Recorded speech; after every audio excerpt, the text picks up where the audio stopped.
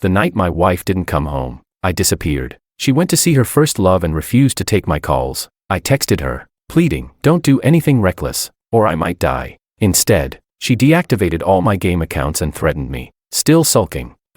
If you don't come back soon, I'll dump your beloved husky too. I was frantic, but powerless, because the quest had failed, and the system had already erased me, completely. Not even a trace left. Chapter 01. My wife's first love came back to the country, and I tried my best to keep her from seeing the news, but she still secretly went to meet him, leaving me a message. We're just ordinary friends now. Don't misunderstand. I paced back and forth in the living room, uneasy. My heart felt sour and stifled. One true love for a lifetime was the task given by the quest system. If my wife betrayed our marriage, I would be completely erased. At that moment, I chose to trust her. After all, I had faith in our relationship. Halfway through the evening, I couldn't resist calling her. She was drunk, her voice even a little tender. Honey, don't come pick me up. I know my way home. Don't worry. See you soon. I didn't know where they were having dinner, so I decided to drive around looking for her. I called countless times, all rejected. Then eventually her phone was turned off. At that moment, my heart was in turmoil.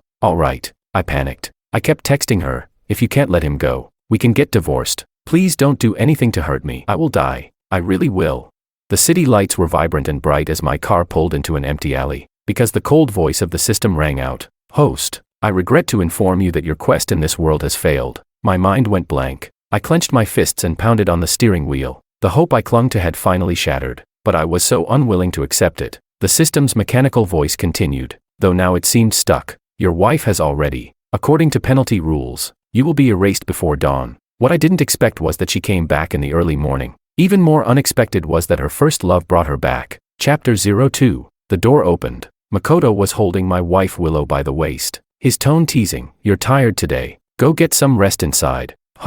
My heart twisted painfully, anger bubbling to the point of losing my sanity. I stood up from the sofa, turned on the living room light, and confronted them directly. Willow, didn't you already sleep enough? What else do you need to sleep for? She froze for a moment, straightened up, and her face turned cold. George, why are you yelling? I drank a bit too much today. That's why Makoto brought me back. Even if he drove around the whole city, it wouldn't have taken 3 hours. Besides, arguing about this with her was pointless. Seeing my grim expression, she got angry and questioned me. Since when did you become so jealous, doubting your own wife? Makoto leaned lazily against the door, squinting as he enjoyed our argument. I grabbed a vase from the table and hurled it at her. He was the one who left you to go abroad back then. Did you forget? You've been married to me for so many years. Did you forget that too? But I couldn't go through with it. The vase veered off, shattering on the floor near her. The burst of glass shards seemed to snap her back to clarity, and she stammered, I really drank too much tonight, and Makoto is leaving for good this time, staying abroad for his career, and besides, we've both moved on. If you really cared about my past with him, you shouldn't have married me in the first place. Why are you acting like a lunatic now?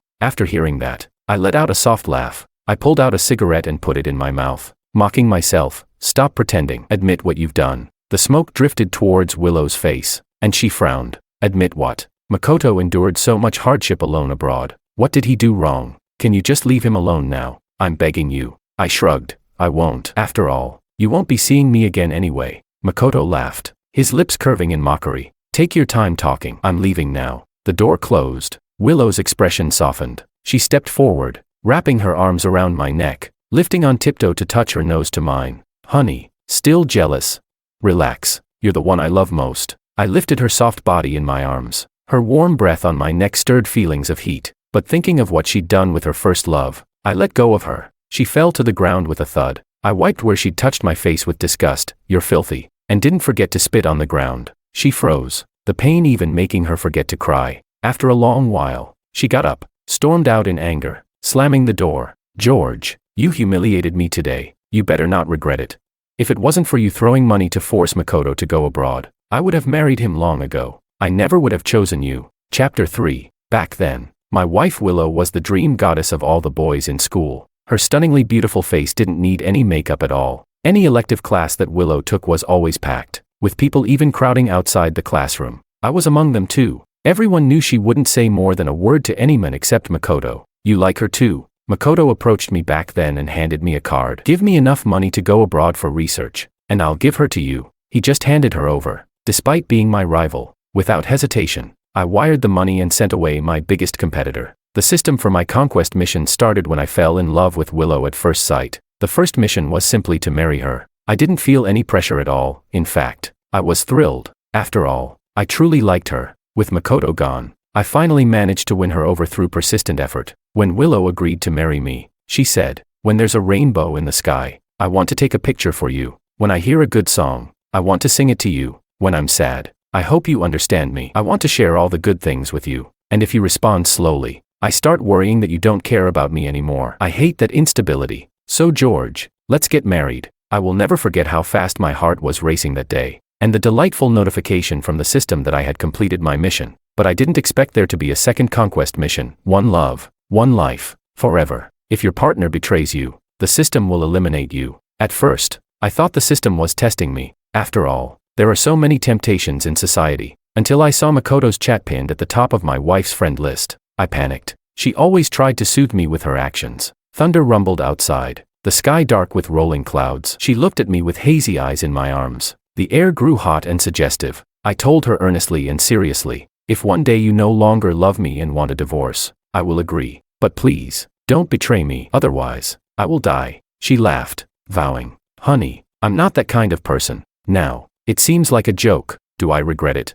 Yes, I should have divorced her the day I found out she still had feelings for Makoto. Even if I had married a comatose person, I wouldn't be facing death like this. My painstakingly built company, all that money in the bank, my gaming buddies in my account, even the limited edition figures, autographed footballs, and rare sneakers I spent millions on. Once dawn breaks, I'll never see any of it again. My phone rang. It was an unknown number. "George, it's Makoto." "Hey." She came to find me again. "You're pathetic. Can't even hold on to what's handed to you." Chapter 4. Take me to the hotel. Makoto deliberately didn't hang up. It was Willow who got in his car. "Willow, why do you look like that? Didn't you say you were definitely going home?" "He's like a mad dog. I don't want to talk about him. I'm tired, and I don't want to see him for now." Makoto chuckled. "But back then, when you emailed me saying you were going to marry him, you were determined. Now that you regret it, maybe it's time to reconsider who's by your side. After all, I'm your first love. Haven't you missed me all these years?" Willow's voice softened. "All right, Makoto, stop it." The call cut off. I slouched, the ashtray overflowing with cigarette butts, about to leave soon. I took out my phone and called my sworn brother. He picked up, sounding groggy. "It's so early. Waking up this early makes me feel like my soul's scattered." He grew up with me. Our bond was closer than gold. I intended to give him my last instructions, but just hearing his voice oddly calmed my emotions. "Willow cheated on me. I'm going to die." He didn't understand and even raised his voice. "There's no way she cheated. Not even a donkey would believe it. She doesn't even look at other men except for you. Makoto is back. All right, get a divorce. Immediately. You've got money. You're good looking. What woman couldn't you get? If you don't love her, she's worth nothing."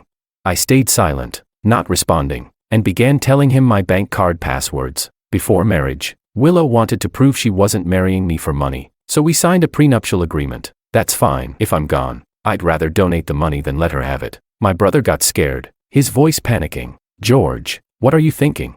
Don't do this. I'm coming back to drink with you. We'll drink ourselves to death. There's no obstacle in life that you can't get over. It's just a woman. Divorce her. Torment her. Make her regret it. Everyone loves a good regretful love story these days. Hang in there, brother." "Listen, I rode my bike all day today, and the ball is chafed. I can't even shower. Isn't that hilarious? Think of your bank account. You could go stare at the sea in the Maldives, feed pigeons in London, go diving in Australia, travel the world to heal, all that freedom. If I broke up, all I could say is, tired. Oh well, life goes on. You're blessed. Don't take it for granted." As he kept talking, he started crying, because he knew I'd never joke about something like this. Willow was the only one who didn't know. Even though I'd told her again and again, I lost the bet, and I deserve it. I printed the divorce papers, signed them, and prepared to hand them to Willow. My last wish was to divorce her. She wasn't asleep yet and responded quickly. "George, are you serious?" Sunlight streamed in from outside, weak and pale. My body began to grow transparent, light, drifting upward. "So this is what death looks like, Willow. If it weren't for being erased by the system, I definitely wouldn't let you get away with it." Chapter 5. It turned out that the one Willow truly loved was Makoto. No matter what he said, she would never refuse him. The very next day, she went with him to Sanya for a vacation, staying at a luxury hotel and enjoying a private beach dinner.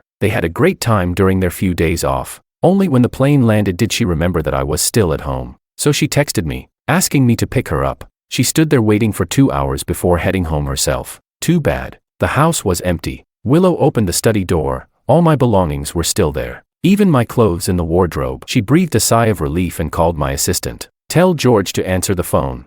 The assistant was silent for a moment. Mr. Wong hasn't been to the office for days. Willow's face darkened, and she went straight to the property management office to check the surveillance. The manager looked grave, full of concern. His car hasn't moved from the garage. He hasn't been seen in the elevator, and he's not at home. He's just disappeared into thin air. Chapter 6. I had vanished. Willow didn't call the police. She deleted all my game accounts and sent my husky to a pet shop. She smashed my entire collection of figures. She sent me a threatening text, still sulking. Then I'll have to send all your figures and autographs to the recycling center. I floated in the air. If heartbreak made a sound, it would have deafened me. Makoto pushed open the study door, walked forward a few steps, and naturally put his arm around Willow's shoulder. Willow, is he still acting like a child? Then forget about him. It gives us a chance to be together, and you know I'll be going abroad soon. Willow pulled away from him, picking up her phone and looking at it repeatedly. It was as if she didn't hear Makoto. Makoto's face darkened, and he hugged her again, his head buried in her neck. Willow, I've helped look for him for a long time too, and I'm tired. Willow frowned, pushing him away. If you're tired, go back to the hotel. I'm going out to look for him again. Look tomorrow. It's already midnight, and I'm worried seeing you like this. No matter how Makoto tried to persuade her, she still grabbed her bag and headed out. He stood there, touching his nose with a wry expression. I followed Willow into the elevator, and she kept texting me nonstop. George, what do you want? Okay, fine. It's my fault. Come back, and I'll apologize. I yelled at her in fury. Willow, stop pretending to care. Get lost. I trusted you, and yet you still got back with him. What am I to you? I told you I'd die, but you wouldn't believe me. I should have divorced you long ago. She couldn't hear me. Speeding down the road. I didn't even have a body. I refuse to believe she'll find me. She pulled over on a bridge, turning on her hazard lights and stepping out by the railing. My heart skipped a beat. Willow, what are you trying to do? She simply took off her wedding ring, pouting. Honey, how long are you going to hide? Stop sulking. Okay, if you don't come out now, I'm throwing this ring away. Still no reply. She waited for a long time, and soon cars started stopping on the bridge, people urging her not to do anything foolish. Suddenly, her phone rang. Willow, stop looking. I have news about George. Willow rushed over, and Makoto threw a pile of photos on the table. George went on vacation with this actress. Chapter 7. The actress's name is Anna. George spent a lot of money promoting her, and they've gotten very close. Paparazzi caught them together quite a bit. There are also transaction records. I think he's trying to use this to bring up divorce. Makoto's tone was full of certainty. I cursed in anger. Bullshit. You're really making up stories for me. Willow quietly looked through the photos, one by one, her face full of sadness. Makoto, go back to the hotel. He hesitated, setting down his wine glass. I want to stay with you. I know you have feelings for me. The door is that way. Her pretty brows furrowed, her voice ice cold. I'd never seen her treat Makoto this way. Makoto stood up in a panic, deliberately stepping barefoot on the shards of broken glass. Blood quickly seeped out. He clicked his tongue but slowly opened the door. He was betting on whether Willow would let him stay. Sure enough, a flash of concern crossed Willow's face. Fine, go sleep in the guest room, but remember to apply some medicine. She really is a fool, didn't even think about how Makoto got those photos and so-called evidence. He'd been abroad for years, yet had this kind of scoop. Makoto came out of the bathroom, wrapped only in a towel around his waist. Willow, where's the shampoo? Can you grab it for me? Chapter 8. Willow stood up without much thought, opening the bathroom cabinet. What's this? Makoto quickly grabbed an unopened box with a meaningful look. Shouldn't this be in the bedroom? Willow's expression changed. He bought it. He hid it there on purpose. I just wanted to have a child. How is that hiding? And she had promised that once work settled down, she'd start preparing for pregnancy. When we were in bed together, we even came up with several names for the baby. Back then, I truly loved her. I always treated her with care, providing emotional support and thinking of ways to make her happy, hoping that one day we'd have the fruit of our love. Makoto didn't put the box back. Instead, he opened it and got closer to her. Can I use it?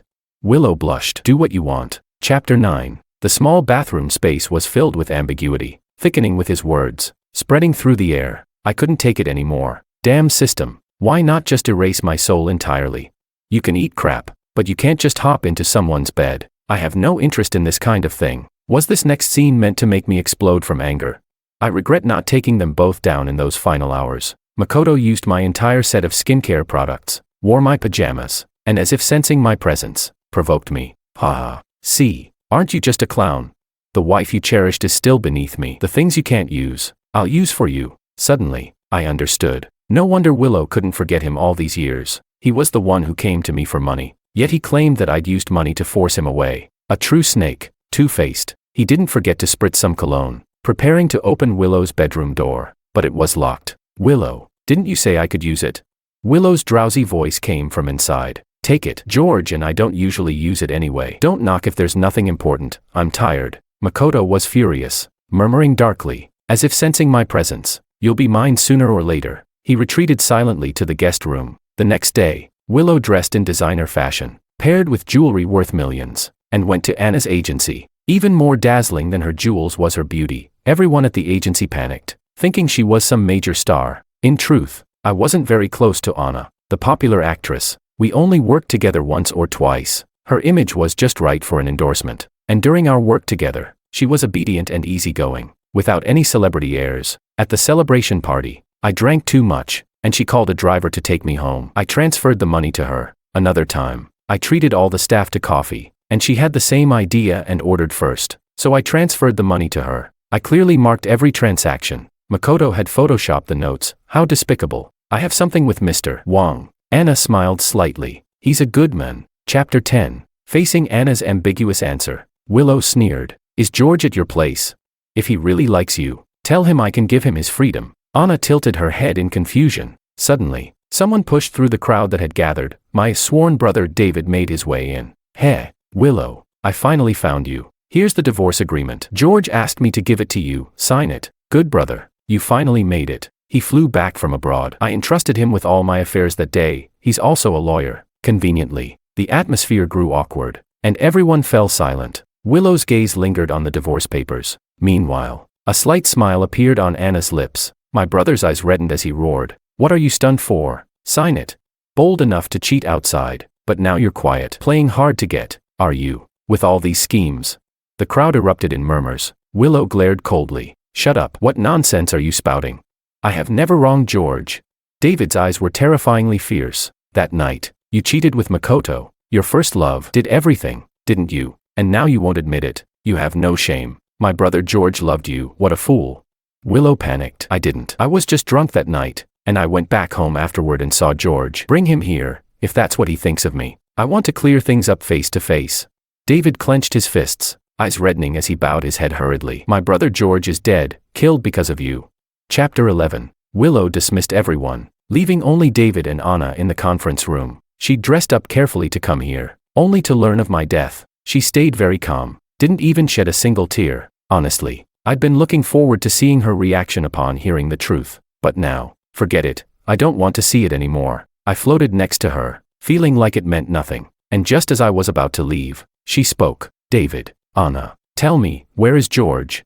David and Anna exchanged glances. I'm not stupid. Alive. I want to see him. Dead. I want to see his body. No matter how David tried to explain, Willow still shook her head in disbelief, her gaze scrutinizing Anna. Anna spoke candidly. I really admired Mr. Wang and envied you, but I would never become a third party to seduce him. So nothing ever happened between us. MS. Lou, can't you find anyone else to suspect me, who's only met him a few times? It seems he really was as rumored, uninterested in women. Willow, listen. My daily life revolved around you. Work, and walking the dog. Staying here wouldn't yield anything more, and Willow seemed ready to drop it. But David remained on the sofa, crying his eyes out. Why don't you believe it? He's really dead. Gone. I believe what George said. I sighed, patting his back. He seemed to sense it and immediately stopped crying. George left a will, and wrote an email too, but it's scheduled to send later. Finally, Willow couldn't take it anymore and splashed water in his face. Get out. Stop cursing him here. Chapter 12. Willow was drunk again, sitting in a booth at the bar. The table was filled with the most expensive liquors, and plenty of male models tried to flirt with her, but she furiously drove them all away. In the end, she just paid for everyone to drink with her. I knew she was angry at me. Was it jealousy on my part? No. I was afraid that she'd betray me and that I'd die. Willow refilled her glass and downed it, and perhaps annoyed by the noisy music, she threw money at the DJ to sing love songs. I floated, exhausted, shaking my head. Willow, You and I both know. Why are you getting drunk here? She smiled self-deprecatingly, as if answering me, when will you finally come to see me? I spent so much money hiring people to find you, and yet you disappeared so seamlessly, really vanished from the world. Fine, if you still don't come back, I'll truly leave you. Makoto appeared, annoyed, and drove away the male models around her. Willow, I don't even recognize you like this. He poured himself a drink. To be honest, he didn't love you that much. All men are the same. Suddenly remembering something, Willow's voice turned cold as she questioned Makoto. What did you do to me after I blacked out that night? Makoto's face went pale, his eyes evasive. Willow stood up, trembling, her voice rising. Tell me, did you put something in my drink? Makoto waved his hand, finally revealing his true nature. Hey, you were the one who said you missed me first, and you were the one who asked me out. You booked the hotel in Sanya, now you're asking me these questions. Don't you think it's ridiculous? Willow slapped Makoto across the face. I never agreed to do that kind of thing with you. My heart was filled with disappointment. If she didn't still have feelings for Makoto, how could she have gone with him? Even if nothing happened, emotionally, she betrayed me the moment she chose to see him, indulged him. That's a betrayal of our marriage, isn't it? Makoto held his face in disbelief. Willow, I'm the one you love. You're only doing this because you feel guilty. I came back to get you to divorce him, but he's nothing more than a coward hiding in his shell. Willow ran out of the bar like a madwoman, tears streaming down her face like an out-of-control beast. Honey, I'm sorry. Don't disappear. Please, don't leave me. She ran back to our home, desperately searching for any trace of me. There was nothing at all. In the early morning, her phone notified her of a message. It was my scheduled email. Take care of my dog. I've left this world. If there's a next life, I hope to never meet you again. Willow couldn't help but scream, breaking down completely. No way. People can't just disappear without a trace. I don't believe it. I don't believe it. Chapter 13. David entered after typing in the password, and seeing Willow sobbing uncontrollably, he snorted in disgust. He had already brought my husky back. The dog now followed behind him, wagging its tail enthusiastically. Actually, Willow and I found this husky on the side of the road. Back then, flies were already circling its body. It looked barely alive, on the brink of death. When it saw someone approaching, it struggled to stand but couldn't, only managing to wag its tail slightly. That sight deeply moved me. I decided to take it to the hospital, no matter the cost. I would save it, and it pulled through, thankfully. I think it knew that I saved it, which is why it was always particularly attached to me. Before I disappeared, I secretly held it and cried. It didn't understand a thing, cautiously licking the tears off my face. I thought then, after pampering my wife for so many years, even a dog showed me more loyalty. I poured so much money, thought, and love into Willow. If not for me, after graduation, she'd have struggled without end and never achieved her current status. Willow asked, what did he say before he disappeared? David replied with a stern face. He said he was bound to some kind of system, and if you betrayed him, he would be erased by it. Willow, he stayed by your side, risking death. How could you treat him like this? Don't worry. In terms of property division, you won't get a penny. Everything in the house has been entrusted to me to move out, including the dog. Whether you believe it or not is irrelevant to me. I believe him. If he left a message asking me to take you all down, I wouldn't hesitate for a second. Honestly, I'm sick of all this, flying back just to deal with this crap, while you went off to bother Anna. Truly insane. Willow covered her face with both hands, trying to suppress her sobs. I knew, at that moment, she believed it. If it were just out of spite, I wouldn't have disappeared for so long, or gone to such lengths. The moving company came, and as they started packing through the night, Willow tried to pet the husky's head. Suddenly, the husky lifted its leg and urinated. I couldn't help but clap in approval. Tears rolled down her cheeks again. Even you don't want to be with me. Makoto staggered drunkenly onto the scene, enraged at the sight. What do you think you're doing? Stop it. Chapter 14. Before anyone could intervene, Willow furiously confronted him. Makoto, how could you do this? His death is on you. If it weren't for you coming back, George and I would have been as loving as ever. You drugged me. You're despicable. Makoto's eyes reddened as he laughed, pointing at Willow. Aren't you just like me? We both left that small town to become successful. Willow, you call me despicable. At least I relied on myself. And you, what do you have besides that pretty face? Without George, you're nothing. Yes, I'll tell you the truth. I came back just for you. I sold you off to him all those years ago for money. And ever since then, I've wanted to know what you were like, whether you were worth that million. Willow gasped for breath, clutching her chest in a coughing fit. I had no sympathy for her. A cheating woman can never be turned back, no matter the reason. After this, Willow and Makoto were completely finished. Makoto had no real plans to go abroad. It was all an excuse. He had run out of money long ago, and this time he came back just to squeeze some more out of me, but I disappeared, and because of the prenuptial agreement, according to my will, Willow got nothing. Lately, Willow had been living in a haze, day and night blending into each other. She'd shut herself in our house, crying my name. Honey, it's been 3 months. I miss you so much. Are you still angry? Please, don't blame Yao Yao. I know I was wrong. I beg you. Please come back. I'll stay with you till we grow old. I only want to be with you. I floated above, scoffing. Liar. Watching her torment herself, I didn't feel the pain I used to. There was even a sense of satisfaction. Just when I thought she'd sink into depression because of this, she reached out to Makoto again. A leopard never changes its spots. Chapter 15. Makoto hadn't accomplished much abroad and had ended up finding a job in a small company. His previous image was all a facade. Now that Willow had decided to reach out to him again, he was overjoyed and even bought a bouquet of flowers. Willow, you don't know how happy I was to get your call. I'm so glad you came around. The atmosphere was a bit awkward as Willow drove in silence. Makoto awkwardly rubbed his nose, asking, where are we going? To see the ocean. Makoto beamed, nodding. Great. I love the ocean. Do you remember our trip to Sanya not long ago? The sunset at the beach with you in front of it. It took my breath away. But as the car sped up, Makoto sensed something was wrong. Willow, slow down. We're going over 140. This is dangerous. Willow frowned, her expression cold. You understand danger, you scumbag.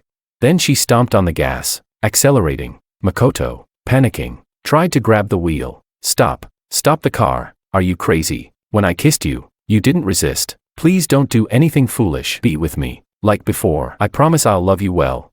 I'm begging you. Stop the car. We'll die. I'm sorry. I apologize. I'll call you my sister. I'll call you my mom if you want.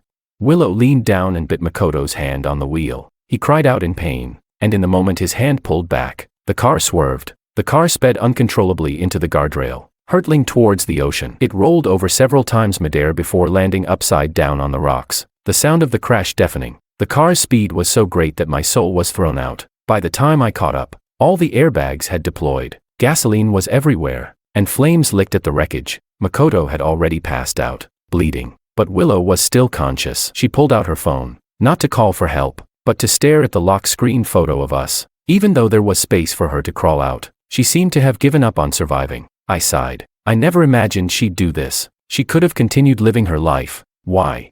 Willow shook her head with a bitter smile, closing her eyes. I'm the one who was wrong. Why was it you who got punished? Don't be afraid. Honey, I'm coming to be with you. Chapter 16. At the last moment, David pulled Willow out. Makoto, however, remained inside, forever. I hadn't expected David to follow them. Was he really planning something reckless?